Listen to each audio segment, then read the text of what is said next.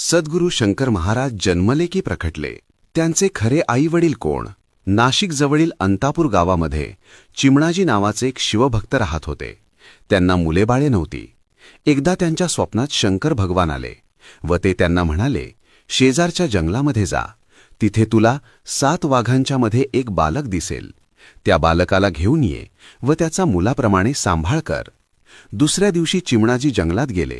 तेथे 7 वाघांच्या मध्ये एक बालक दिसला व त्याला ते घरी घेऊन आले व आपल्या मुलाप्रमाणे त्याचा सांभाळ केला.